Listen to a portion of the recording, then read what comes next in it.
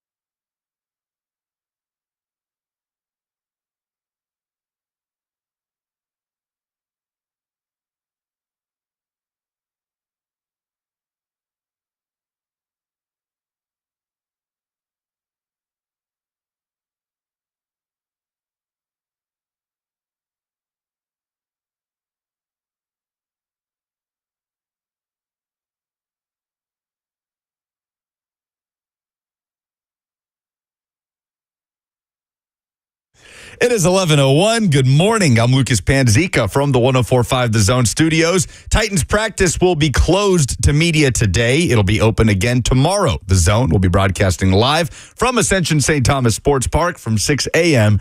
to 1 p.m. In NFL news, the San Francisco 49ers are open to listen to trade offers for wide receiver Brandon Ayuk, according to a report by ESPN. The Patriots and Browns have both been in contact with interest for the 26-year-old second-team All-Pro receiver. And the Kansas City Chiefs are signing kicker Harrison Butker to a contract extension. It makes him the highest-paid kicker in the NFL, according to Adam Schefter. The extension is for 4 years, $25.6 million, with $17.75 million in guaranteed money. In Paris, Team USA basketball takes on Brazil today in the Olympic quarterfinal. Tip-off is at 2:30 for the men's team. For all your foundation repairs and waterproofing needs, visit USSTN.com. Breaking news at once on your home for the Titans and Vols. This is 104.5 The Zone.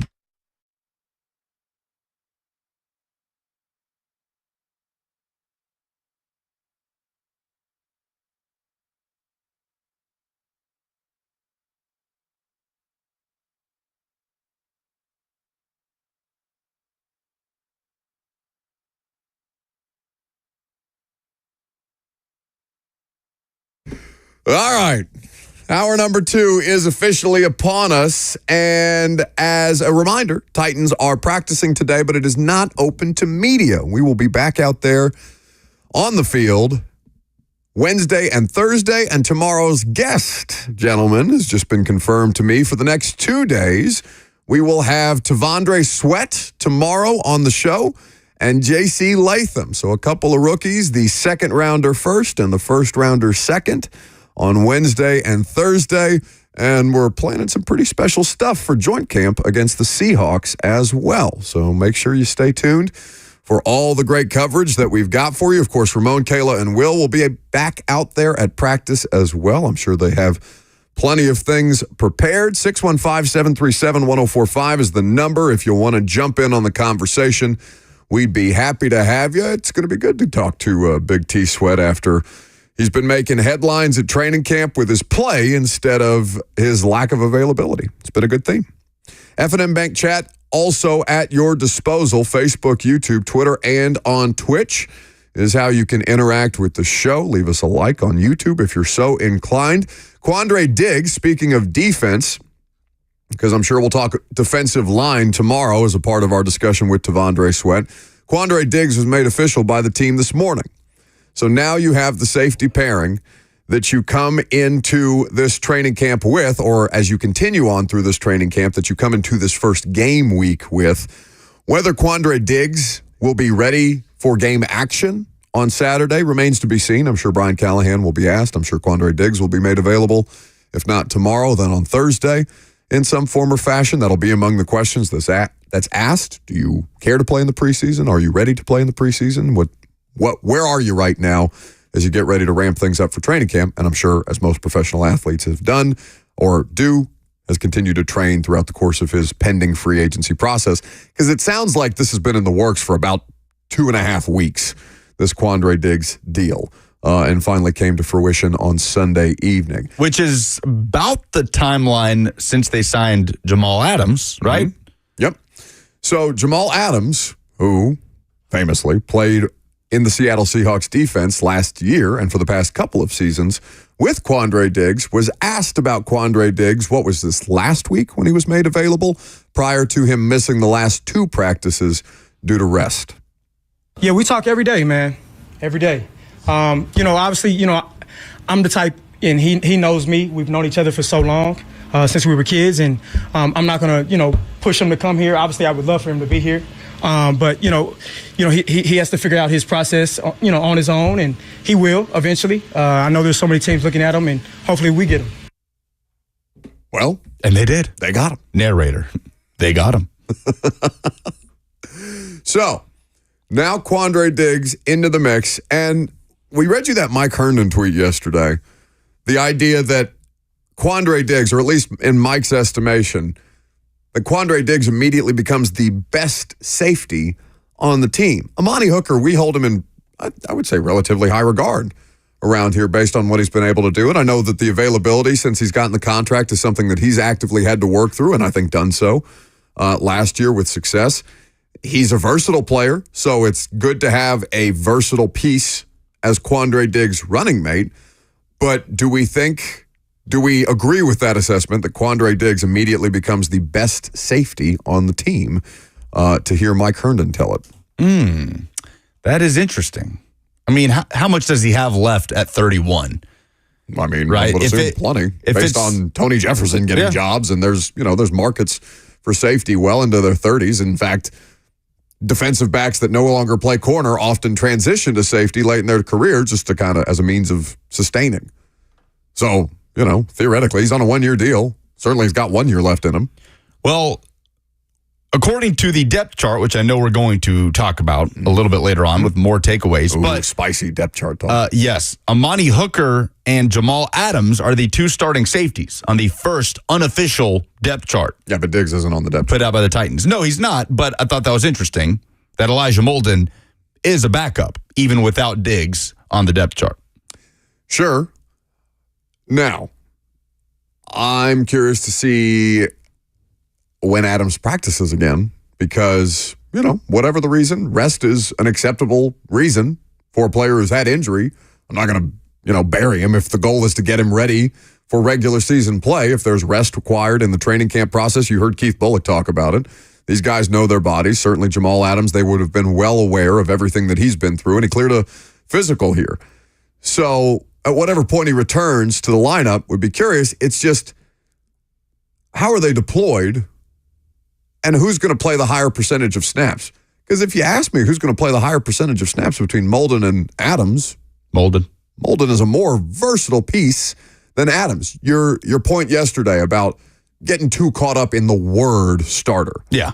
No, that's what this would be, That right? is what this is. This is an unofficial depth chart. Like, I don't know how much Jamal Adams is going to be playing safety. Like, legitimately playing safety. Is he a starting linebacker? Or is he starting safety on the depth chart? Safety backer was the term that we came up with, but there's SB is not on the depth chart. You don't have the option to put that in there. So, yeah, you take it for what it's worth, and that is a heavy grain of salt. Put star on the depth chart for Tennessee. True. I guess you could do whatever you want. I mean, they have nickel on there, right? Like, they have, CB, and CB, and that's Roger McCreary. Yeah. So you can do what you want with your depth chart, but I don't know. We don't know how they're going to use Jamal Adams. But we're in agreement that we would expect Molden, if he's, available, just based on, if they're both available for the same amount of time, I would expect Elijah Molden to play more snaps in this defense. Because I would assume they're going to play a fair amount of 3 safety looks. That can be something that comes from Baltimore, right? Just because they may be a more aggressive pressure defense than last year's Baltimore Ravens doesn't mean they can't use some of these similar looks and systems to disguise or disrupt or whatever. I mean, even if it's part of your pressure packages, you have to have guys who can play around the line of scrimmage. And for a team that lacks edge rush talent outside of Harold Landry right now, Jamal Adams, who has had success getting to the quarterback in his past, though it is not a recent past, and Elijah Molden, who in his rookie year, before the groin injury started affecting him, I thought was a pretty effective nickel player because he wasn't afraid to put his nose in it, right? The same way that McCreary does now.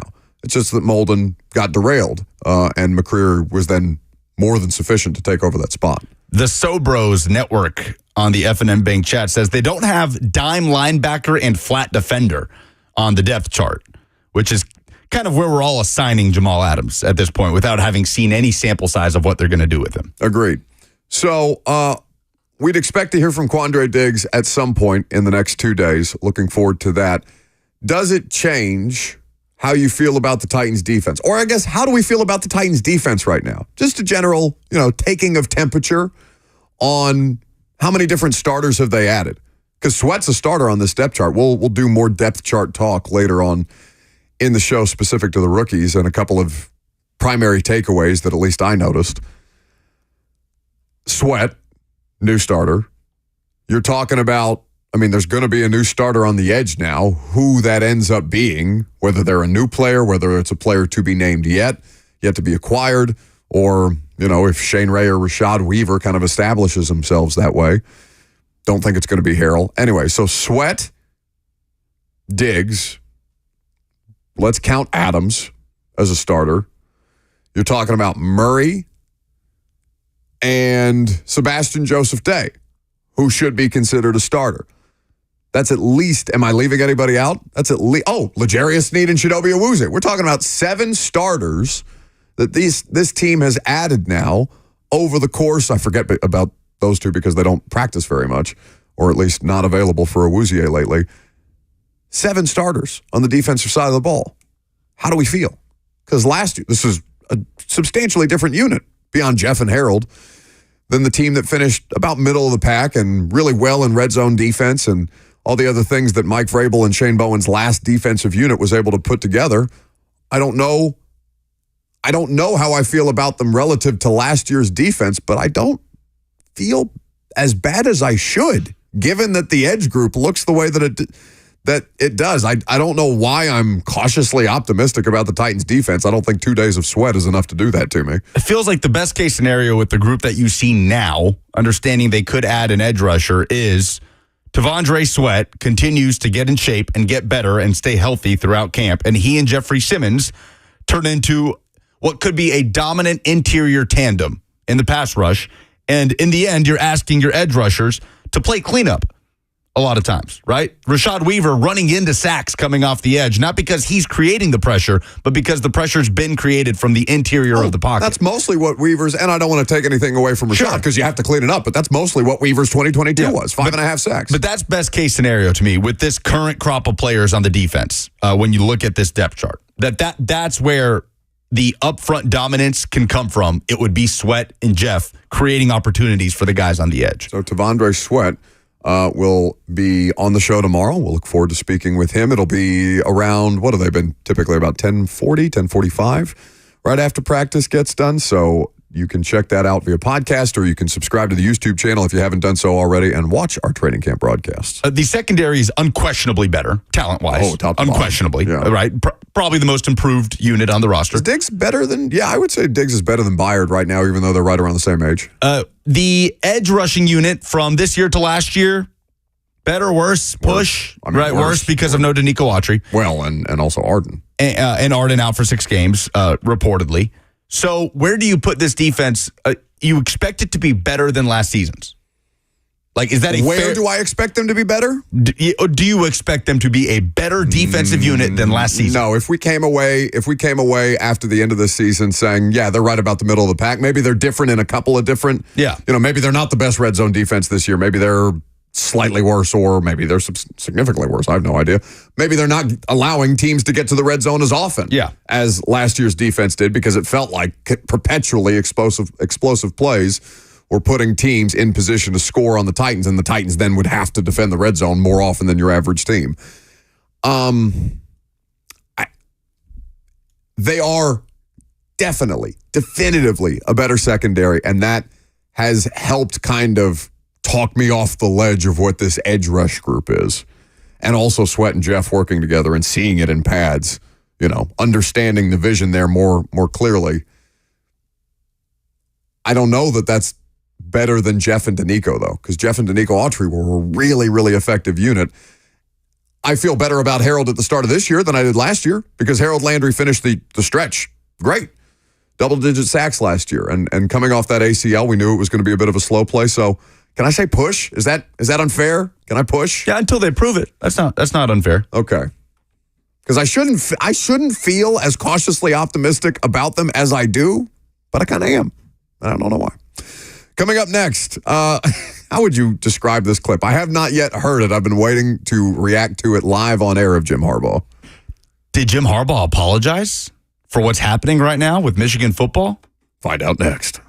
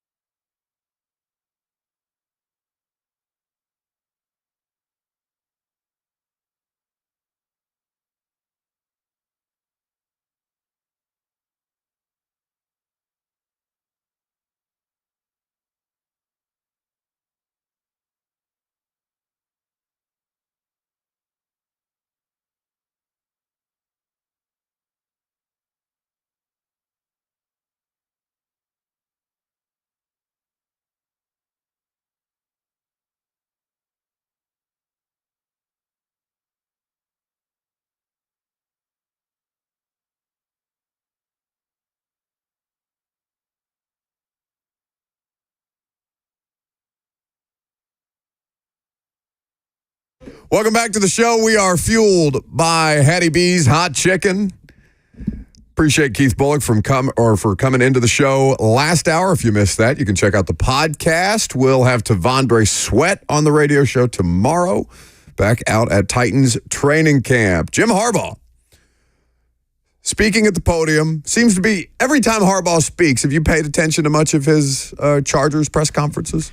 Oh yeah, he's been Jim Harbaugh. He has been very much authentically Jim Harbaugh since taking this job. Sure, but I always felt like Michigan Jim Harbaugh was constantly under duress at press conferences, not maybe showing duress, but constantly being questioned about different things. Sure. Job status, recruiting violations, all these kind of things. Connor Stallions, which, by the way, we'll get to here in a second. It's hilarious to me that Connor Stallions already has a Netflix special. Like, they got to him so fast. He's got legal fees to pay, I'm sure. But Jim Harbaugh has been holding court. It's Harbaugh land out there in L.A. Former Chargers quarterback. They're eating it up. Everything he says is quotable. Everything he does is social media postable, right? Jim Harbaugh and the Chargers, it's a match made in heaven, except for all of this pending Michigan stuff that's still hanging out there after the Connor Stallions thing. And Jim Harbaugh is asked... Well, hang on. There needs to be more context here because it's not just all this Connor Stallion stuff. Michigan received a notice of allegations from the NCAA on Sunday. Yes. And this includes a level 2 charge against Sharon Moore, who's now the head coach, who stepped in for Harbaugh during his suspensions. After he allegedly deleted a thread of 52 text messages with former Wolverines employee, guess who? Connor Stallion. Connor Stallion. Yes, so that's what I mean.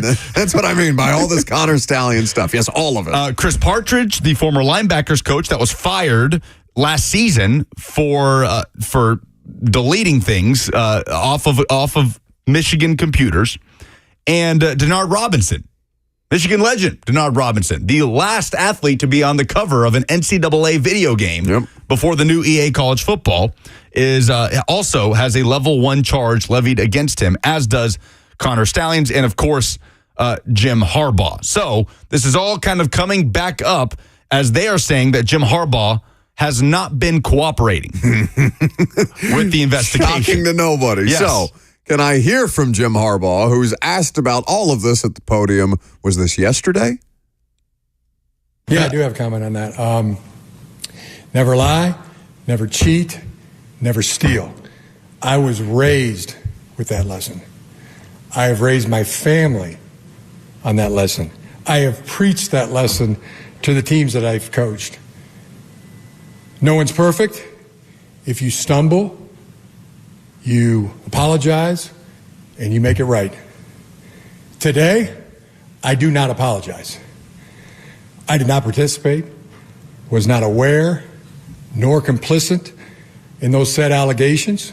So for me, it's back to work and attacking with an enthusiasm unknown to mankind. Unknown to mankind. Who did that remind you of, Jackson? I just want to say from the bottom of my heart, I'd like to take this chance to apologize to absolutely nobody. The double champ does what the he wants. That's what that reminded me of. That is such a great moment. Conor McGregor, before, all the... Can I get the regular speculation sound, please? At your convenience. Yeah, thank you. Before all the HGH and steroids and terrible roadhouse acting, Conor McGregor was actually fun and promotable and enjoyable and, beyond all the sideshow stuff that also makes Conor McGregor what Conor McGregor is. That is very similar vibes without as much cursing. So Harbaugh is accused of not cooperating with the NCAA investigation by not providing emails and messages from a personal device due to a disagreement over the scope of the NCAA's request. That is, according to The Athletic. You remember when Tom Brady wouldn't give the NFL a cell phone during Deflategate? Like, is that what we're going to get ready to go through with Jim Harbaugh and the Chargers? This is most interesting the Chargers have been in, my entire lifetime, by the way, other than Phillip Rivers trailing by 6 points, down with no timeouts from his own 25-yard line, having to drive the length of a field to try and avoid yet another disastrous Chargers comeback only to throw a death pick. This is the most interesting Chargers, or the most interesting that the Chargers have been in I don't know how long. And I just have to imagine that this is going to carry through the entire season. I mean, what's Sharon Moore's deal? Is he going to be suspended for as many games as Harbaugh was? Is Michigan going to win without Sharon Moore the way that Michigan won with Sharon Moore and without Jim Harbaugh last year? What a mess. And here's the thing. Michigan, are they going to vacate this thing? Michigan is under 3 years of NCAA probation at the moment. Sure. For a separate case that had to do with contact with recruits during the COVID dead period and other recruiting infractions, violations. You remember when he took this 9-hour visit to the Minnesota Vikings? Not this offseason, but I think it was the last offseason or the prior offseason. He had to know this stuff was coming. Again, reckless speculation. Had to know, even though he's denying at a podium. Like, if you're willing to get out that badly for any opportunity, Minnesota wasn't any kind of beacon of light as far as Super Bowl contention is concerned. Certainly the Chargers are viable, maybe, but we'll see. He had to know something was coming for him at Michigan that he needed to get out. Fortunately for him, he won a title before he did it. Harbaugh could get up to the podium tomorrow and say, yeah, we cheated, and nothing will happen to him, right? Like, he's good. Correct. So something will happen to Michigan, but nothing will happen to Jim Harbaugh. Didn't we see this happen in 2010, Pete Carroll? Refresh our memory, Jackson. Pete Carroll leaves for the Seahawks. Reggie Bush's Heisman is taken away, all these different infractions, and essentially it put Lane Kiffin in a bad spot. Real bad spot for Lane Kiffin. So Jim Harbaugh and Sharon Moore has done nothing but pledge undying loyalty to Jim Harbaugh, so much so that he's sobbing in the last game, the post game, the last game that he coached for Harbaugh. With, I can't remember who the sideline reporter was. Was it the Ohio State game? Was it? I thought it was a game before. I thought it was the first game he coached when Harbaugh was suspended. He had a couple of moments. I can't remember, but yes, I remember his sobbing. I think you went at him a little bit. I think you might have made him. I mean, he sobbed. Your dumbest thing in sports or something like that. He dropped an F-bomb with the sideline reporter. Yeah. It was, I couldn't really believe it. He was a bit unhinged. A little unhinged, yes. Yes. So, playing the victim, right? So, if Jim Harbaugh is going to reciprocate that loyalty to Sharon Moore, then he's not going to say, yeah, we cheated. Of course. No, of course. You got me. Joke's on you, boys. I got the title. And Justin Herbert. Eat it. The Athletics report concludes with this. It says Michigan could face further penalties as an institution if the NCAA finds that the new allegations constitute a pattern of noncompliance. The draft notice outlines charges the NCAA intends to pursue and provides an opportunity for the parties to negotiate a resolution.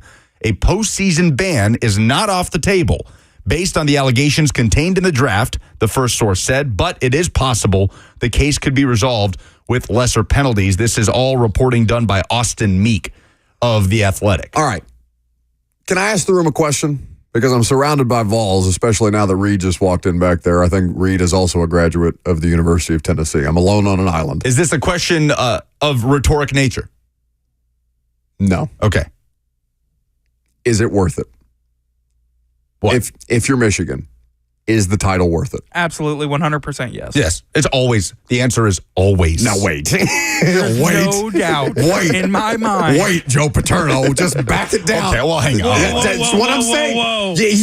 This is the one that came to the microphone with, yes, 100% of the time, it's always worth it. They didn't win a title, and that had nothing to do, that is, just no. Back it down a second. We're talking about back it down. Competitive advantage. Would you like to walk back your statement of yes, 100% of the time, it's always worth it? Okay, This is your opportunity. When we're talking about competitive advantage here, like, was it worth it for Louisville basketball? Yes. Yeah. Yeah, it was. Yeah, it was. Yeah, they got a bunch of strippers. They got a bunch of strippers for recruits. Strippers? Yeah. Strippers that did other things for recruits that came to play basketball at Louisville and helped them win a championship. They rightfully had many penalties.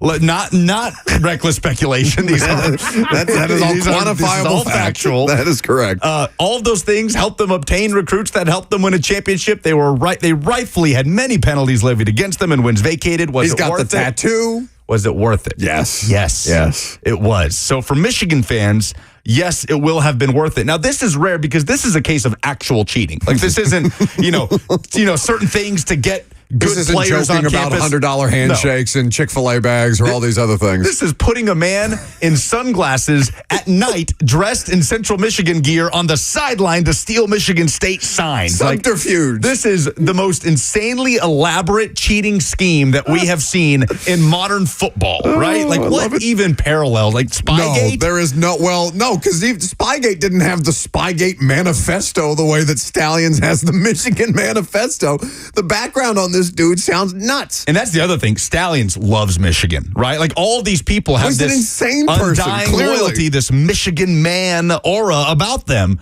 So this is going to be fascinating to see how it plays out. I do think people see the phrase draft notice of allegations from the NCAA and say, oh, well, okay, NCAA is powerless now. But this is different, though. This is not about pay for play, right? Like, the Supreme Court ain't backing you up here, Michigan. This is you had a plant on the sideline, and also that plant was not just directly working against your next week opponent, but had built the profile on so many other teams that you might play in the college football playoff, did play in the college football playoff, all these different things. Tennessee, they came after Tennessee signs. Can we have the reckless speculation, Jackson? It's not reckless speculation. It's fact. That's right. That the only reason Spencer Rattler had the game of his life against Tennessee and Clemson was this is a thing that has gone around a lot. No, I know. I remember it in real time. I remember calling you tinfoil hat fools then. Mine's on. But the whole point, the NCAA is very much still the governing body of college athletics. Oh, yeah. No, it still exists. Even though it feels as futile as it ever has, it is still the final word in any of these situations until such time as it's actually dismantled by government. And the reason they've been so easy to dismiss when it comes to, I mean, anytime we've seen the NCAA in the news with this type of story, it's been about pay for play, right? And these college football programs have the backing of the law when it comes to that. This has nothing to do with pay for play. It's about cheating. It's about putting somebody on a sideline he doesn't belong on and cheating. So I can't wait to see what comes of this. And Sharon Moore deleting texts with Connor Stallions. Just what all of this will end up meaning. Will it end up in a postseason ban? I doubt it. Could it end up with wins being vacated? I could easily see that. But does it take away the title? No. It doesn't. Well, I mean, it could technically take away the title. They did technically take away Louisville's title. But the experience, the feeling, the accomplishment, People don't forget. People don't forget. That is correct.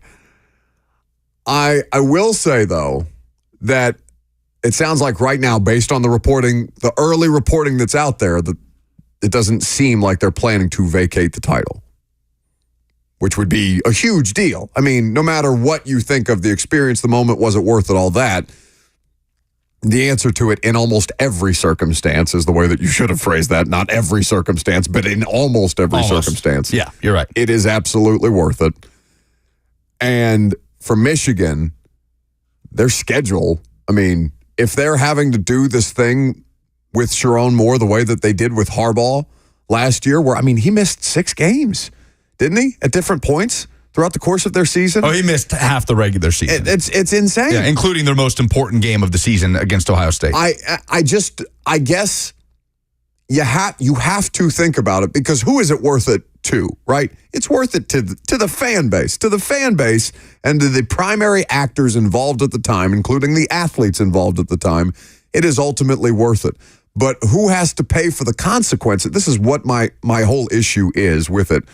Because while I would still, I would take all of the Rick Pitino experience if he was the Indiana coach and it meant winning a title at Indiana. I would have taken Kelvin Sampson. I'm still pissed they fired Kelvin Sampson. It's the last time I've been that kind of relevant as a basketball program, and it hurts me. The repercussions on the athletes who come after you is so unfortunate, so unfair.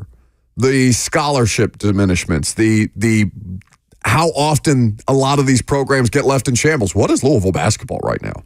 Shambles. The definition of shambles. That's what I'm saying, and that is a proud program in a state that cares deeply about basketball. Is it still worth it to Louisville fans? Because I think there is some feeling of, especially Tennessee fans. I mean, God, you have not tasted that in so long. And it is, I mean, there's probably no fan base more crazed for that feeling again than Tennessee in the world of college football. After the fact, though, I don't know how far you get removed from that title where it ceases to become worth it. Because I would argue with you. In the immediate, yes, absolutely worth it. But I feel for I don't want to make it, think about the kids, but kind of think about the kids a little bit here. Truly, think about the kids a little bit here. What's going to happen to Sharon Moore? It'll be interesting. They play Texas week 2. Yeah, that's unpleasant. Week 2. That's going to be fun. So we glossed over this too, but real quick, speaking of vacating wins, Kentucky football. Yeah. 2021 and 2022, and swimming.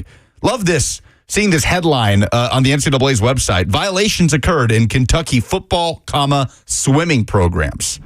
So the year in which Will Levis had his best season of his career, 2021, wins are going to be vacated from that, and Kentucky's being placed on probation because, according to the NCAA, at least 11 football student athletes received payment for work not performed between spring of 2021 and March of 2022. And that's my Friday Fire. Levis is for sure going to be asked about this at some point. I mean, he was asked about Mark Stoops trying to duck out for A&M and I don't know. ultimately not being successful. This came out about a week ago, and Levis has spoken since then. The Kentucky stuff came out about a week ago? 4 days ago. Has he talked in the last 4 days? I don't think he's talked in the last 4 days. No, he did not. This Friday we saw this drop. Yeah. So I think Levis had talked on either Thursday or Wednesday that week. Either way. So we'll get around to it because Titans are back on the field today, closed practice. Tomorrow, open to the media. Coming up next, speaking of college football, where do the Vols rank in the coaches poll? It's officially out. We'll tell you.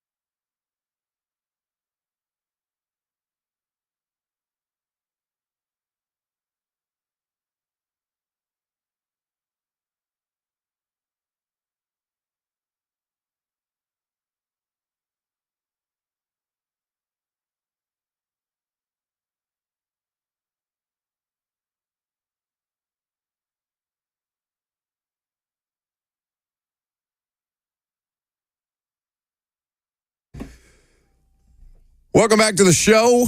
We are fueled by Hattie B's Hot Chicken. Coaches Poll is out in the world of college football. Always worth getting a perspective on where teams or where coaches view the teams heading into the upcoming college football season, which is what, Lucas, about 3 weeks away? We're not that far. Labor Day weekend coming up 3 weeks from Saturday. Week 0 right around the corner. So, unsurprisingly, Georgia, the number 1 team in the country. Ohio State, Oregon, Texas round out the top 4.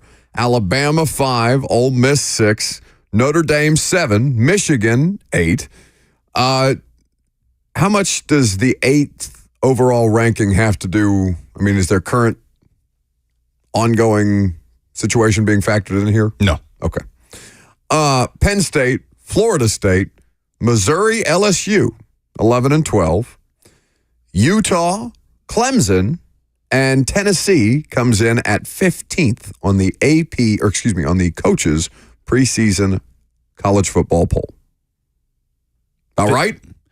Overrated, underrated, appropriately rated? I would say appropriately rated because they're around, well, Clemson here is interesting to me because I don't know what to do. I just don't know what to do with Clemson. I don't know what to do with Dabo right now. And so, preseason polls are all right. You take them with a grain of salt, whatever. But if I'm going to judge Tennessee, I have to look at what Tennessee's around. Do I think Tennessee is on par with Utah as a program right now heading into this upcoming college football season? I would say, yeah, I feel pretty good about that as a parallel. Kansas State and Oklahoma, who are 16th, or I guess Oklahoma 16th, Kansas State 17th.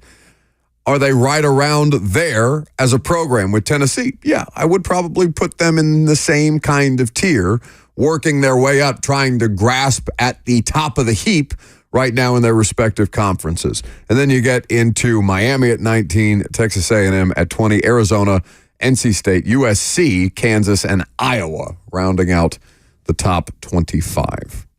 Missouri falling out of the top 10 in the coaches poll, the preseason poll. Interesting. They're a team that finished in the top 10 last year and returned most of their offense, including Brady Cook and Luther Burden, the wide receiver, but they lost just about their entire defense and their defensive coordinator. So, okay, that's fine. The thing that I'm most perplexed by, because I agree with you, 15 for a team like Tennessee that still has a lot to prove. Nico Iamaleava has all the tools, all the excitement, the head on his shoulders, all of those things. But will this Tennessee offense get back to being the 2022 version with Hendon Hooker, with Nico? That all remains to be seen. Who steps up at wide receiver? What does that rotation end up looking like? Can the running back room stay healthy? All of those questions make it okay for me to pencil Tennessee in as number 15 team in the country in the preseason and see how they could rise up from there. But LSU at 12 is interesting to me because when you're talking about teams that have a bunch of players with nothing, with just a lot to prove, that's LSU to me. And their defense should be better. How they utilize Harold Perkins will have a spotlight on it all year. Brad Baker, the defensive coordinator, did a phenomenal job with Missouri last year. He comes in to fix an atrocious defense. And there's always going to be exciting talent at LSU. Always. Garrett Nussmeier has waited his turn. There are breakout candidates at wide receiver for the Tigers, but I don't know what about LSU and what they have coming back makes you think that they're on the cusp of the top 10 in the preseason. I don't know. And all this is a way to talk about these teams, right? And preseason expectations. I understand this doesn't matter, and the games will play everything out. But I think it's interesting to frame Tennessee as a top 12, or excuse me, LSU as a preseason top 12 team with just how much they lost last year. So 4 teams from the Big Ten matches the same amount for the SEC, the most among any of the conferences. We never got to this clip of Matt Rule at, what was it, Big Ten Media Days, talking about what the Big Ten deserved relative to the SEC as far as the college football playoff seeding looks and is concerned. Let's hear from Matt Rule and see what the audience thinks of this clip. I laugh with Troy sometimes. Like if Haven Fields, our sport administrator, would have said, "Hey, I want to add USC and UCLA to the non-con," and I'd have thrown a fit. Like, I'm not playing those guys. Well, here they are. So I think when you look at the Big Ten playing 9 conference games, more importantly, playing 5 road conference games. Not every conference plays 5 roads. Most of them, some of the 18 team leagues, they play 4 road games, and sometimes one's like a neutral site, so they play 3 where you have to go into someone else's stadium. We have to, in the Big Ten, we have to go into someone else's stadium in our league 5 times and duke it out. So, but I think we'll have a lot of access to the college football playoff, and I think 4 teams from this league should get in every year because this is the best league. This is the NFL of college football in my mind. It stretches from coast to coast, different. Okay. That is certainly an opinion. Is the Big Ten the NFL of college football?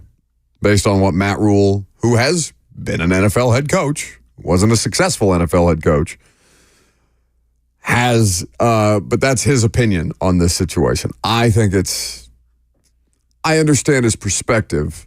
I disagree with his position.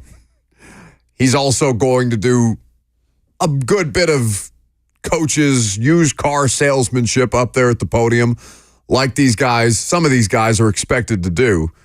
And I know Paul Feinbaum kind of went at him a lot harder for this position and kind of speaking out of turn, as Feinbaum basically put it. I just can't envision how Matt Rule can justify putting the Big Ten, including Oregon and Washington and teams that have competed, programs that have competed for the college football playoff. I still don't think that you can put them up against the SEC. No, you can't. The SEC is the best conference in the country. When it comes to the NFL and the amount of players put out to the NFL, it's not close. But if I am a head coach in the Big Ten, I too would be saying the Big Ten is the best college football conference in the country. It's what I would be saying in living rooms to players I'm recruiting, and it's what I would be saying in the media. So I will never take a shot at a coach for saying something that I too would be saying in his very position, even if I completely disagree with the principle. If this was ex-radio host in Michigan with a clip that got out saying the Big Ten's the NFL, then we could rip the guy all day long. But I'm not going to go after a coach for saying that. I too would say that. Oh, so you're also a liar. If I was a college football coach, yeah. That's fair. But I'm not a college football coach. That's completely fair. Why is Jackson wearing the helmet of shame? Vols got a DCA commit. They did. It's not the shame helmet today. So I love how he put the headphones over the helmet. I can't get you to put your damn headphones on during the radio show. While you've got the helmet on, you're wearing the headphones? Yeah, they don't work. Okay. Proud DCA alum Jackson Williams wearing his DCA helmet, not for shame, which is typically the tradition on this show, but in honor of 4-star tight end Carson Snead, who committed to Tennessee yesterday and joined Faison Brandon, the 5-star quarterback in the class of 2026. You have a recruiting profile? No. Jackson? No. Do you know anything about tight end talent Carson Snead out of your alma mater, or are you just want to wear the helmet of shame and play Rocky Top? The second one. Okay. I knew his brother. All right, very good. Thank you for your insights and analysis. Big get, 6'5", 235 tight end, class of 2026. Carson Snead was wanted by a lot of programs, including Alabama, Auburn, and so on. So it was a big get to add on his brother, Dayton Snead, a walk-on wide receiver at Tennessee. So see how well he did that, Jackson? Carson joins just a few days after Faison Brandon makes that big announcement Saturday. The blue chip quarterback, Carson, is the second member of that class. Congrats to him.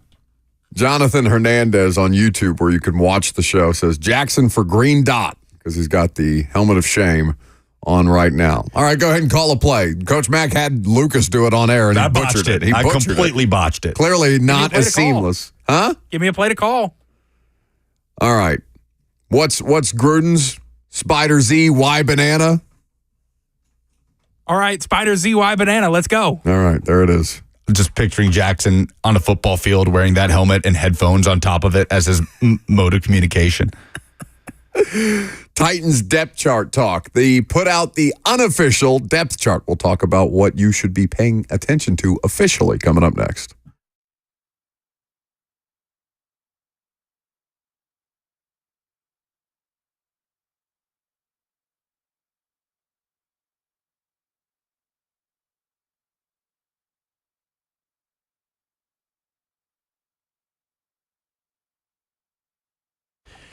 It is almost noon, and I am starving. You might be too. Maybe you've already gone through your lunch break, or you're about to. If you are, then Hattie B's is the answer. Visit any one of their 6 locations, whether it's the factory at Franklin, Lower Broadway, Melrose, Midtown, Nashville West, even the Nashville Airport. By the way, factory at Franklin is open at 7 a.m. for breakfast. Go try the hot chicken and waffle stack. Thank me later. But for now, go get your lunch at Hattie B's. Download the app today. You can order for pickup through the app, skip the line, walk in, get your Hattie B's famous hot chicken, and head back to the office. Or if you don't want to leave, order it for delivery. You also get a free dessert just by downloading the app and then start to build up your rewards. Hattie B's is a family-run restaurant serving up your favorite Southern food and authentic Nashville hot chicken. It's the best in town with the best sides. You want to go mild all the way up to shut the cluck up. Hot or not, do what works for you. You won't regret it. Got a friend in town? Want to take them out to some authentic Nashville hot chicken? Take them out to any one of those Hattie B's 6 locations and download the app today for Hattie B's.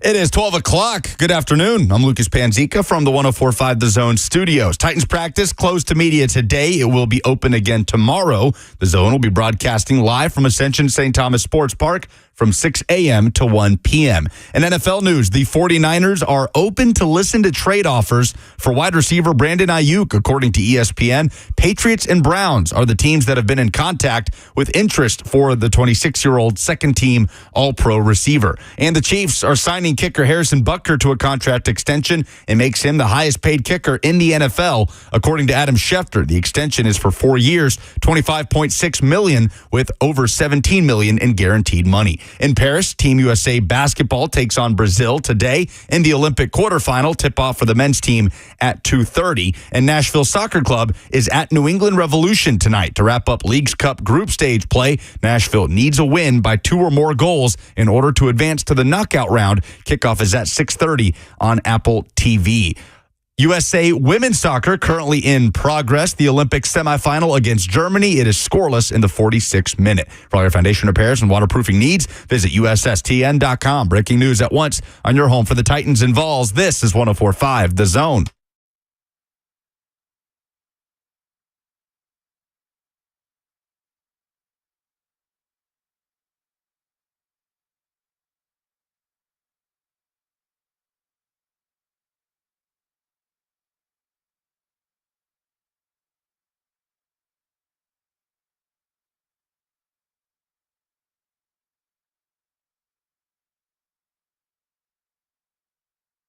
Final hour is already here. Show's moving quickly on this Tuesday. Thanks for stopping by. Titans depth chart officially out. Well, officially out. Yeah, that was like the worst way to put it. In an unofficial capacity. It is officially out in an unofficial capacity. They treat these things officially, so why can't we? Even if it says in bold print, unofficial at the top. It is worth kind of discussing. You don't have to parse it too much to try and see where players who you think have fared well, maybe where you think players have fallen short relative to expectation, or you may be surprised by where the coaching staff puts these guys based on what you've been able to see or not see. There's a couple of different things that are worth noting here on the first unofficial depth chart, because it is, of course, officially game week. Who won the Niners-Titans tickets for Saturday's game, Jackson? Do you remember? I do not. All right, good job. It was Gary. Gary. For submitting that French pole vaulter for his oh no. So Gary and so many others who will be in attendance at Saturday's festivities, the first preseason game of the season at Nissan Stadium. And on this official, or rather unofficial depth chart, there's a couple of things of note here, because the starters are expected to play in the preseason. So now, as you watch starters play in the preseason, how much is yet to be determined based on all of this other stuff that they're currently working through, and injuries will factor in.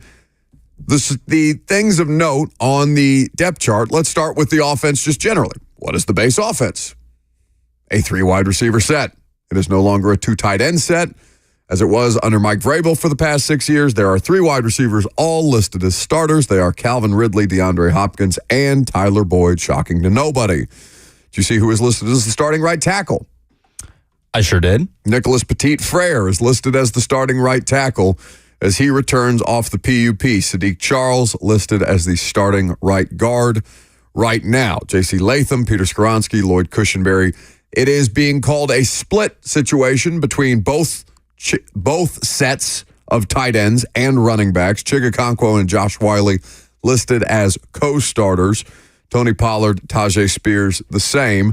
On the defensive line, Tavondre Sweat listed as a defensive starter, as is Sebastian Joseph Day, Jack Gibbons, Chidobe Awuzie, Jamal Adams, as Lucas mentioned at the start of the show, and Mason Kinsey as the starting punt returner.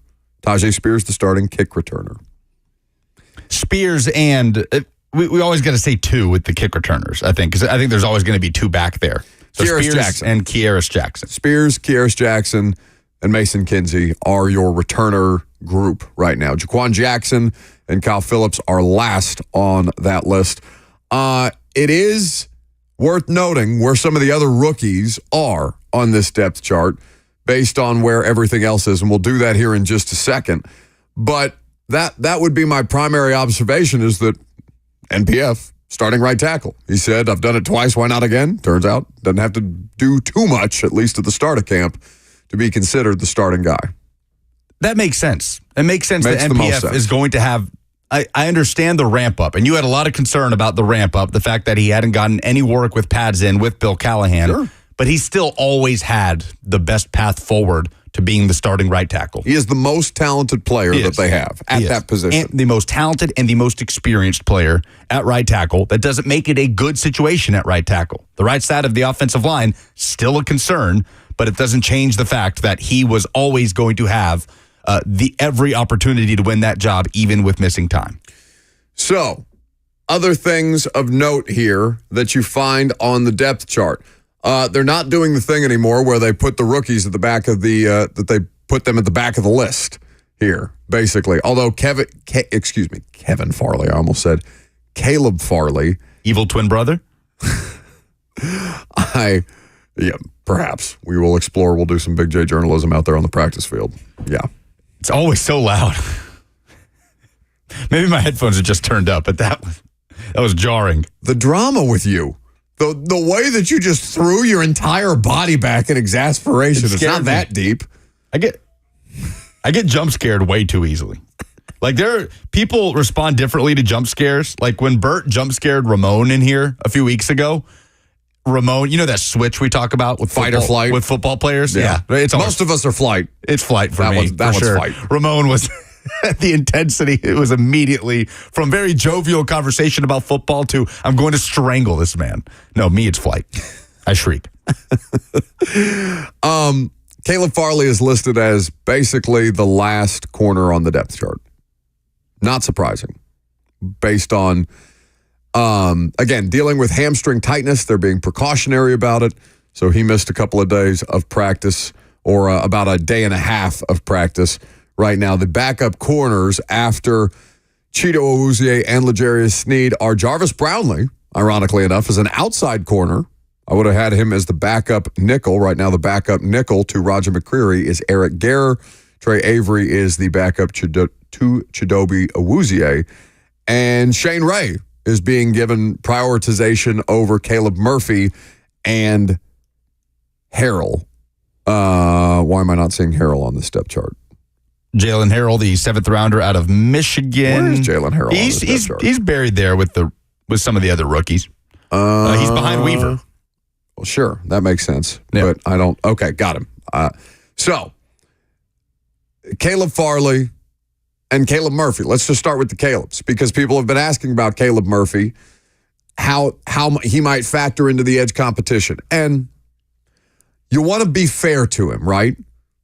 This is a new system, new coaching staff. We'll see how it goes. But he was a highly productive, lower-level college football player at Ferris State. He was excellent. Did he have like 22 and a half or 23 and a half sacks in a season as a college football player? He was NCAA unblockable. record. Unblockable. So let's, at that level of football. So let's not, I don't want to discredit him, but he has not to date done anything at camp that would at least make me pick up and notice. And thus far, it doesn't seem like he's been able to crack further than the threes on the depth chart right now. So that's your Caleb Murphy update. Caleb Farley. Do we think he makes the roster? I know it's an unofficial depth chart. We're a month away from cut day. But he doesn't have to make the roster. According to this, does he make the roster today? No. If roster cuts are happening today, right, I would say no. No. Awuzie, Trey Avery, Roger McCreary, Eric Garrer, L'Jarius Sneed. Well, maybe he does make it today because of Awuzie. Maybe that's the way that I should answer. Sure. Fair enough. That's I guess the way that I technically should answer that question. But he probably has an uphill climb. Wide receivers and how they're stacked right now. Calvin Ridley, his primary backup listed as NWI. DeAndre Hopkins, his primary backup listed as Traylon Burks. Tyler Boyd. Kyle Phillips seems to have the at least slight edge in the backup slot competition, despite not being listed as either a primary or a secondary returner. What do you make of that? Yeah, we talked about Kyle Phillips as though he had to have an impact on special teams to make this roster. But like you said, he's the backup slot according to the first unofficial depth chart. Ann Herndon with the joke of the day. Kyle Farley will make the roster. Chris Farley will make the roster. Unsure of Caleb Farley and making the roster to date. I mean, is there a path for Kyle Phillips to make the roster without having even being in the conversation at punt return? Well, because he would not. I mean, where else is he playing on special teams? Like, where else are you putting that guy on special teams, you know? As a backup slot receiver,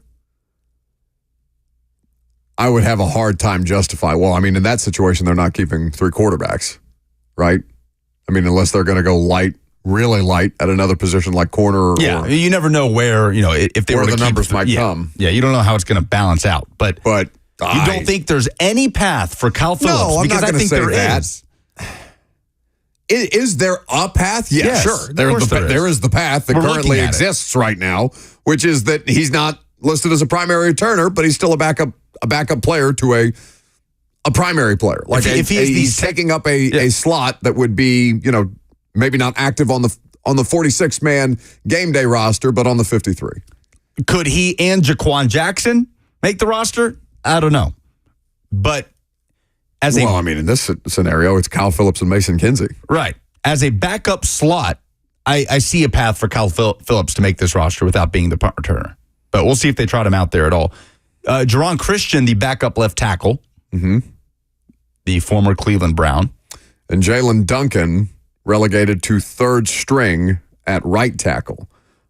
Leroy Watson, your boy, has not apparently, at least on an unofficial depth chart, has not really done much to advance his case to date. And Hassan Haskins is listed as RB3 ahead of Julius Chestnut and Jabari Small in that battle. All right, so some observations on the Titans rookies. We'll talk about Sweat and Latham, of course. Sweat is on the radio show tomorrow. Latham is on the radio show on Thursday. But what is the latest on the other Titans rookies? I'm Buck Rising. It's 104.5 The Zone.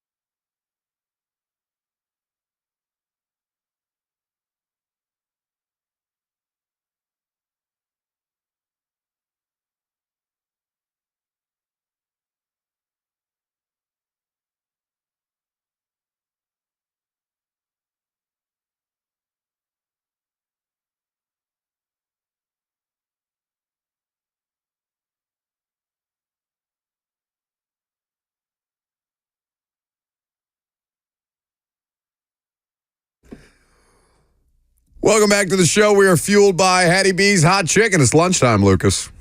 Hattie B's should be on your mind. It's on my mind. I could do with some hot chicken today. I haven't had Hattie B's, I don't think, this week yet. I've had to settle for hot fries out of the vending machine. I would much rather be eating some hot chicken from Hattie B's. I think that vending machine has gotten more of your money than anybody else in this building. It's a problem. I went there an hour ago and looked at it and said, you know what? No, not today. And I walked back into this studio, and I was proud of myself. You literally walked out of the studio there very shortly after and said, it's snack time. And then I came back with 2 bags of chips. So, nothing as interesting in the vending machine as there is on the Titans depth chart. There's no way to seamlessly transition there. There are honey buns. Which one are you calling honey buns on the depth chart? Go ahead. Go ahead, pick one. Keep it moving. Who on the Titans depth chart would be the honey buns of the vending machine? Quickly, embrace debate. Jackson. I'm not on the Titans depth chart, Lucas. That's a terrible joke. You know what? Take your ass to the shadows. That was pitiful. Trying to nickname yourself honey buns. Get out of here. He did it. Shut up. You can't talk from the shadows. I did. I was talking about him, not Jaquan Jackson. Very good. Well, whatever Jaquan Jackson's name is, we'll have to bring that up the next time we talk to Jaquan. J.C. Latham and Tavondre Sweat are starting players on this depth chart. Anybody got an issue with that? Because I sure as hell don't. Tavondre Sweat's going to be on the radio show tomorrow, as a matter of fact. Can we hear from Brian Callahan, Jackson, about Tavondre Sweat and the impact that he's been able to have at practice so far and what it's been like for Brian Callahan to have to call plays against him? A lot. I feel it a lot. He's just so big and so powerful, and he's got real pass rush wiggle for a guy his size. I mean, he can get on the edge and work it. He's got fast hands, and I feel it standing back there. I feel the push. You know, those are him and Jeff inside. You feel that, and you watch him in one-on-ones, and he can win one-on-one, which a lot of times those big guys struggle to win one-on-one, but he's got enough quickness to do it. So I feel him in the middle of the defense, and I think that's a really good thing for us as a team. It's not great for me in practice. So, from an offensive play caller himself about what it's like to work against Tavondre Sweat and Jeff Simmons and that Titans starting unit on a daily basis, because he's talked about Callahan, that Denard Wilson is throwing different kind of blitzes at them every day, talked about the impact that they have had collapsing the interior of the pocket with success with Sweat and Simmons. There is no disputing that Tavondre Sweat, provided he continue on the correct path, and I'll look forward to talking to him. We'll see how much he's willing to divulge. It seems like they've definitely, told him less is better than more on public comments, especially about his conditioning and his weight. But I'd just like to know kind of what their approach has been and how much he might be willing to let the audience into that. Just kind of like, all right, what are you doing differently that you might have done at Texas? Or you don't have to take the Texas strength and conditioning people out in that circumstance, but kind of just help us understand how you're going about this, which we'll see how he answers the question. I finally saw his rep against Lloyd Cushenberry that you were talking about yesterday from the weekend. Did they put it out on social media? Oh, I think Charles Robinson of Yahoo. Somebody did. Maybe, Jim's always good with those. But well, you're not supposed to during team. I don't want to take anybody out, but I don't think it would have been Wyatt. Anyway. No, it wasn't on. This was like an individual. This was 1v1. Okay, got it. It was just Sweat against Cushenberry, who is one of the best centers in the AFC. Yeah. Right? He's one of the best centers. One of the best centers in the NFL. He's paid like the best. And immediately the jam off the line of scrimmage looks like it knocks Cushenberry back about 3 feet. Yeah. And then the swim move afterwards. So just a little glimpse of Tavondre Sweat against one of the better centers in the NFL. It makes you excited about the type of impact player he can be. So he is, to hear Latham tell it, and I want to make sure I get as close to JC's words as possible, but he said basically that he's not one of these sloppy bigs that just wants to bull rush you. He's got some finesse to his game. He's got different kind of pass rush moves. Greg Cosell talked about this when we did the Install Live show with Rand 6 days after the draft, how much more potential there is as a pass rusher based on what he's already capable of. Because he does have above average pass rush skills for a nose, we'll just say. I mean, I don't know that a Vince Wilfork comparison is adept there because Vince did primarily get pressure by bull rushing. That's kind of what Vince Wilfork's game was. He had some skill to him, of course. He wasn't just a one-dimensional player. But if you can find the next generation Vince Wilfork in the middle of your defense and be able to move Jeff around that way, you hear Latham talk about Jeff lining up on Latham on the tackle and then rushing from the inside, kind of doing some of the Danico Autry stuff where he's not just an interior player. It could end up being special. So Latham and Sweat are listed as starting players as rookies. Outside of that, Jarvis Brownlee Jr.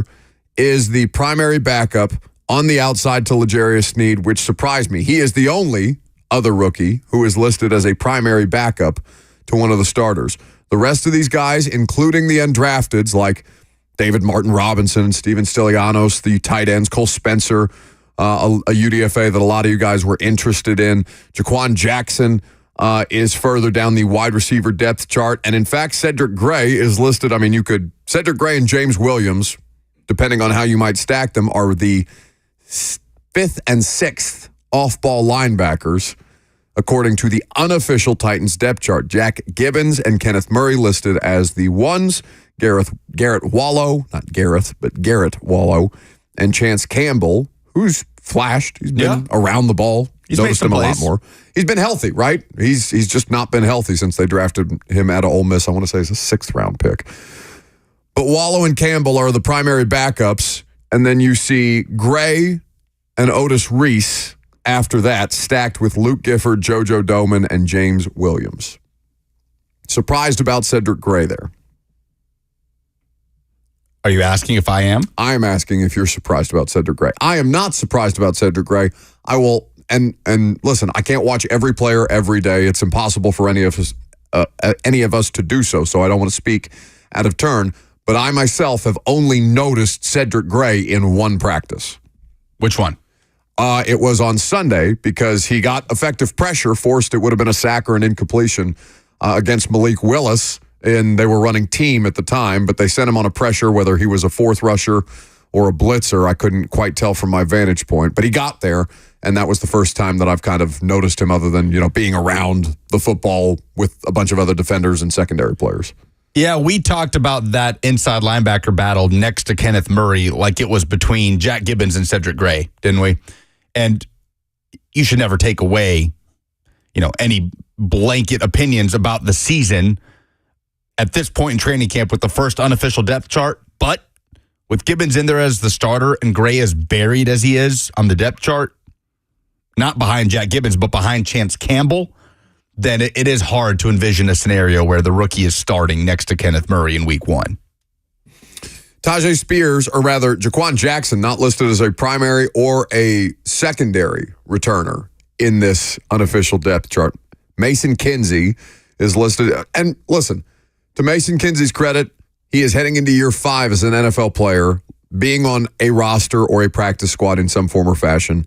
This is a big deal for Mason Kinsey, even if it's just for the time being. And it may not be for the time being, but we'll see. Spears as the kick returner, Kinsey as the punt returner, Kearis Jackson as the secondary in both of those situations, then Kyle Phillips and Jaquan Jackson. Jaquan Jackson listed as a kick returner as opposed to a punt returner on this, which is not what he was almost exclusively in college. So worth keeping an eye on there in the new look kickoff rules. Traylon Burks not listed as a returner in this particular setup. That was interesting to me. Yeah. Would Burks be down there, you think, if D-Hop is healthy? Or no? I mean, DeAndre Hopkins is on this. He's on the depth chart. He is a starter on the depth chart. So the answer to that is no. Just with the amount of work Burks has gotten at the return spot, I was surprised to not even see his name on the special teams depth chart. Well, again, it's unofficial for a reason, so it's subject to change at any given point, but that's kind of where things stack up on the depth chart. And that's how I would expect to see things play out in the preseason game on Saturday. We're going to actually start previewing a game tomorrow, I guess, out at Titans training camp practice. The Niners are not an uninteresting team right now in the news with everything that's going on with Brandon Ayuk. I don't know how much of a talking point that will be for us unless it sounds like he's he's potentially going to land in the AFC.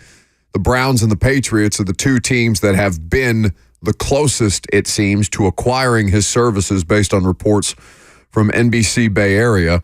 If you missed that earlier, the reporting from Matt Mayoko, who is based in San Francisco, is that the 49ers have a framework in place with both the Browns and the Patriots to execute some kind of deal. It is just basically now up to Brandon Ayuk to choose which contract offer on the other side of the trade makes the most sense for him.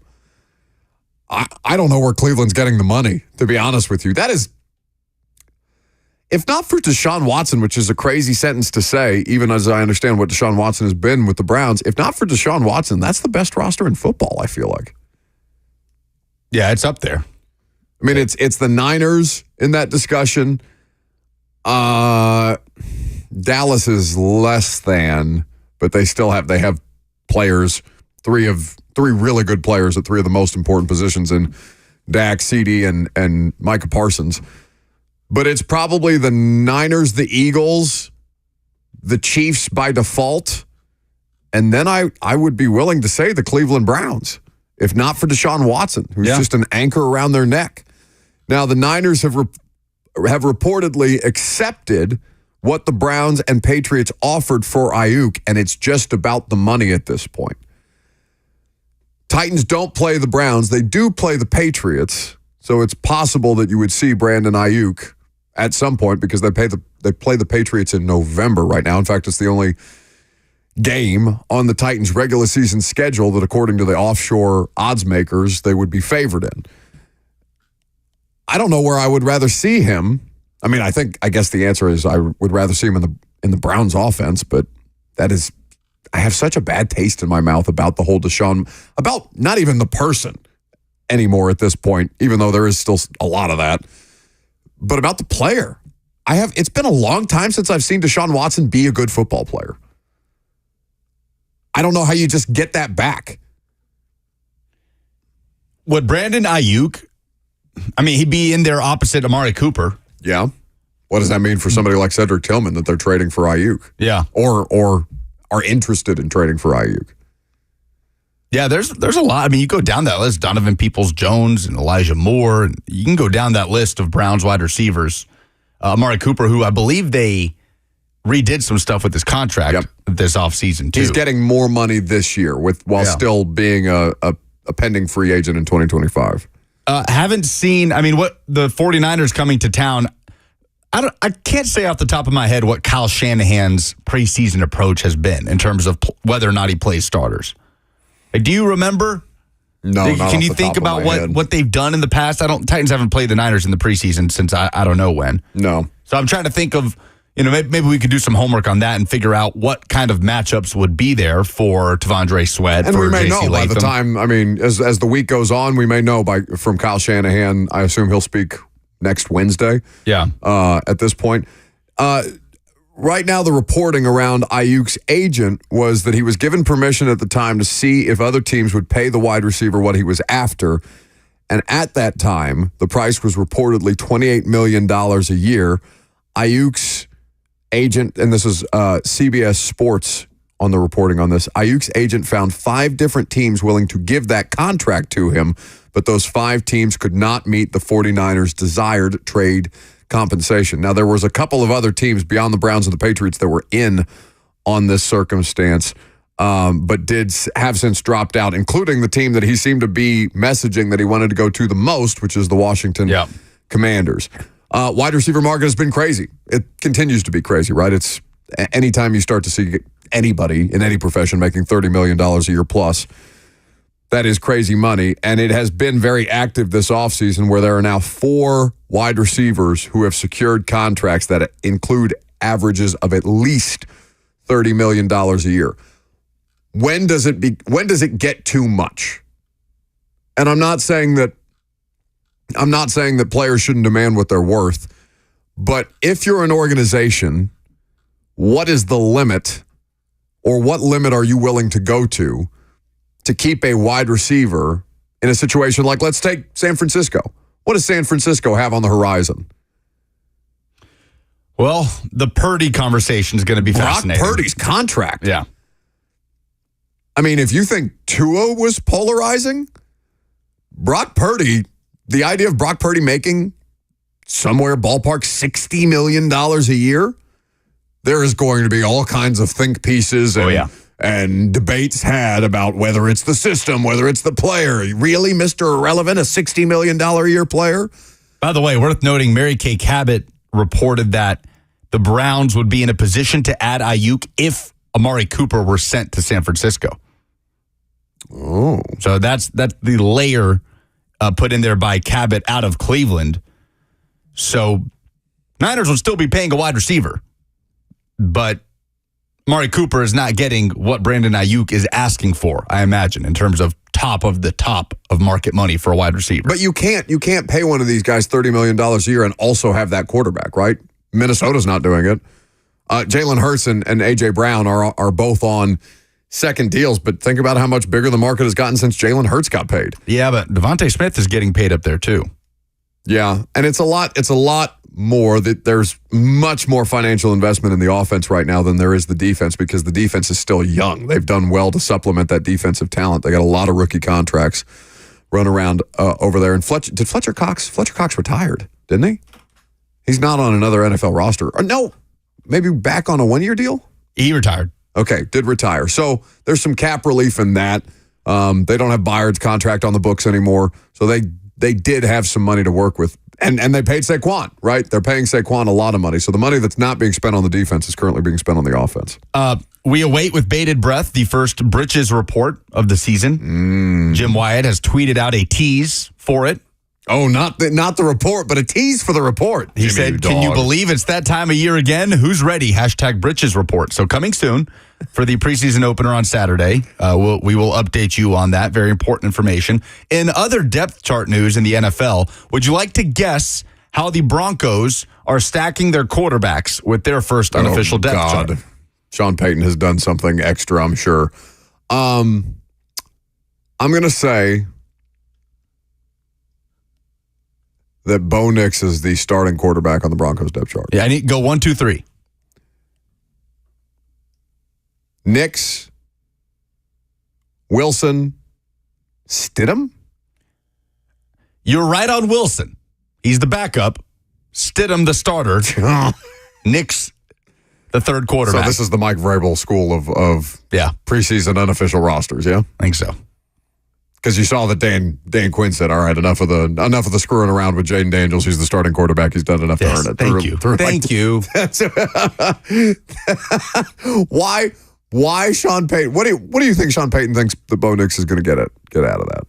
Are you just so against the idea of just even the idea? Because Bo Nix is not an entitled. I mean, I don't know him personally, but Bo Nix is not one of these entitled superstar quarterbacks that's been like what Caleb Williams is perceived as, right? Where he's been, God's gift to football since he was born and all these different things, and he's the first overall pick, and he's painting his nails, and he's coming in with a lot of confidence and a lot of airs about him. Bo Nix has faced adversity in a lot of different spots. I'd just be so curious to understand the psychology of Sean Payton, because if he's not the starting quarterback week 1, oh, people are going to be upset in Denver. I am going to be upset. I could give a damn about the Denver Broncos unless Sean Payton does that, and then that will become my Brandon Staley for the year. What Brandon Staley was for you, Sean Payton will become that for me. Yeah, if that quarterback situation is a revolving door all season, if I'm a Broncos fan, I'm out on Sean Payton, right? If I'm a Broncos fan, I'm out on the Broncos. For as many damn quarterbacks as they've had since the corpse of Peyton Manning won a Super Bowl, Osweiler, what was the Memphis dude's name that didn't last very long? Paxton Lynch, Broncos legend, Trevor Siemian, Joe Flacco. And Flacco may be the best one based on recent events. It is crazy. The graveyard of quarterback play that has existed for the Broncos franchise since they won that title in, what was that, 2015, the Denver Broncos won the Super Bowl with Von Miller and Peyton Manning? That's it. Yeah, that 14 season. So, 14 season, 15 Super Bowl. Just an absolute mess. Last call for phone calls. We'll update some polls. We'll get you an Olympic medal count update as well as USA and Germany currently square off in the semifinals of the women's soccer tournament in Paris. I'm Buck Rising. It's 104.5 The Zone.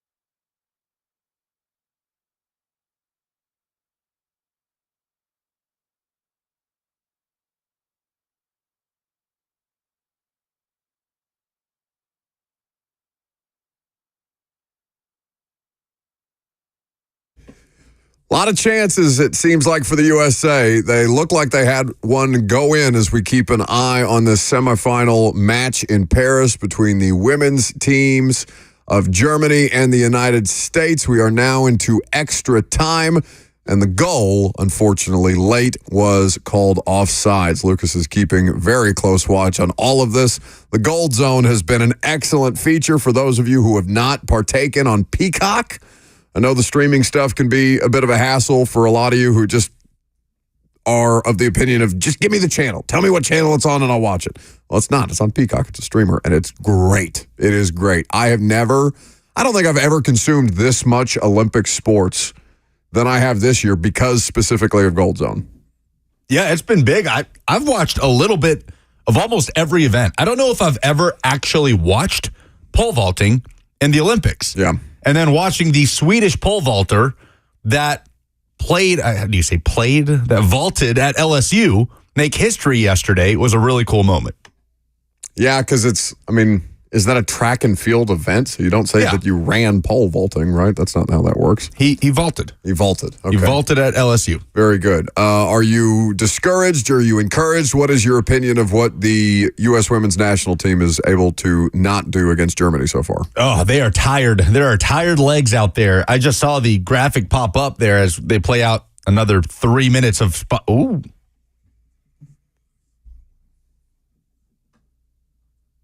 We have a Britches report. The Titans will be decked out in light blue jerseys with white breeches and navy socks in Saturday's preseason opener against the 49ers.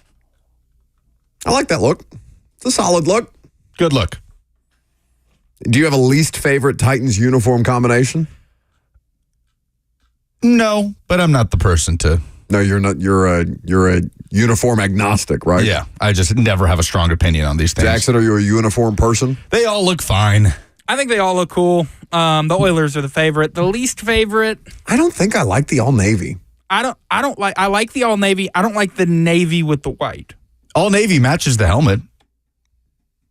Yeah. But I don't necessarily I don't need it to match, I don't need the grout fit, you know? I don't need the one color, the monochrome look.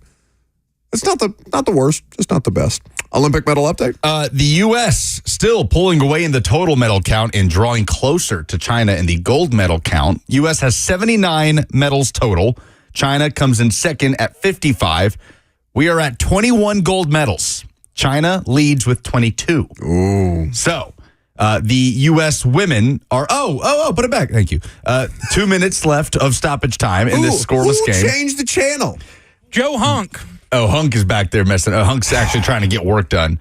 But USA basketball, the men's team, playing tonight this afternoon in an hour and a half against Brazil in the quarterfinal.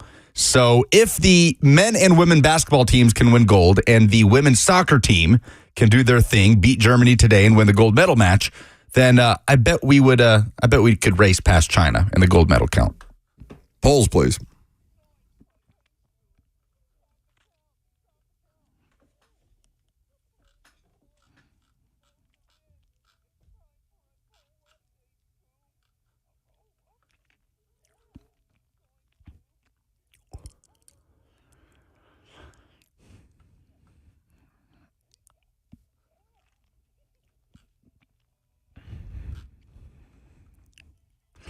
Presented by Two Rivers Ford, the South's most trusted Ford dealer. What in sports made you say, oh no, this weekend? Mr. Donkey on Twitter says the novelty of the Olympics wearing off. Sad, but true.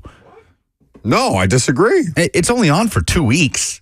The novelty of the Olympics wearing off.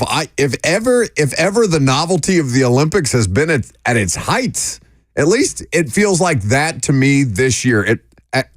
Again, the time zones matter so much for all of this. If it wasn't super convenient to watch, and certainly on in the middle of the day, the way that this semifinal soccer match is for us to be able to consume, maybe I have a different opinion because, what was the last Olympics? Where was the last Olympics in 2020? Tokyo. The time difference in Tokyo is substantial. Oh, yeah. The COVID element of it really sapped a lot of it. So maybe it's just in retrospect, having the last Olympics, having been the last Summer Olympics, having been the COVID Olympics, I feel like I've leaned into this year more than any other year. USA and Germany are headed to extra time. It's only the second ever women's Olympic semifinal to finish scoreless after 90 minutes. Playing for a spot in the gold medal match. Where would you currently rank the Titans' defense 1 through 32? Brian is going with 20th until he watches them play. Dave says between 13 and 18. Terry says between 15 and 17. John says 10th. 10th feels high. Yeah. Middle of the pack until proven otherwise. We'll see what they look like in more specific areas of defense. Where will the Vols rank in the preseason AP poll after they finish 15th in the preseason coaches poll? The AP poll comes out next Monday. Brian says 15th. Caden is going with 12th. Tennessee Tide on Twitter says probably 18th. Karen is going with 16th. Tennessee Tide sounds like that shouldn't match up. Tennessee Tide? The response was probably 18th because they are overrated. Oh, okay, very good. I'd say right outside the top 12 is where I would 15, 14 range, I bet is where they end up on the preseason AP poll. Which Titans rookie, besides Tavondre Sweat and J.C. Latham, will make the biggest impact this year? I'm trying to figure out this name. At Buzzkill BC on Twitter says Cedric Gray. Cedric Gray is buried on the depth chart. He is not in a position to be an impactful player right now. Yeah, Titans Whisperer on Twitter says not Gray according to the depth charts, and the experts that anointed him the green dot on draft day may have been premature. Oh, for God's sakes. Bo says Jarvis Brownlee has the most playing time potential. Yeah. So Jarvis Brownlee, who's in the best position on the depth chart outside of Latham and Sweat. Brownlee has the most playing time potential because why? Because Sneed, it wouldn't be because of Sneed. Sneed has yet to miss time. Awuzie is legitimately worth paying attention to because we were told a couple of weeks, how much further beyond a couple of weeks, because we are coming up on now a couple of weeks since he sustained this calf injury that's kept him out. How much further beyond a couple of weeks, if at all, we'll see how much his availability changes, if there's a management program when he returns, all these different things that factor in. But I think that's fair with Brownlee because I didn't have him pegged as an outside corner in this defense, and he seems to be a primary backup to the outside corner in L'Jarius Sneed. Christian is going with Jaquan Jackson, and Darius is going with Jalen Harrell. Those polls? Those are the polls. Very good. That's the show. We appreciate you guys hanging out here with us. Blaine Bishop coming up next. Keep you informed on all of the things going on here locally, Titans or otherwise. Olympics have just concluded. What's going on with the soccer game? They're going to extra time. Okay, more extra time in the soccer game between USA and Germany. Have a great rest of your afternoon. I'll talk to you tonight on Primetime.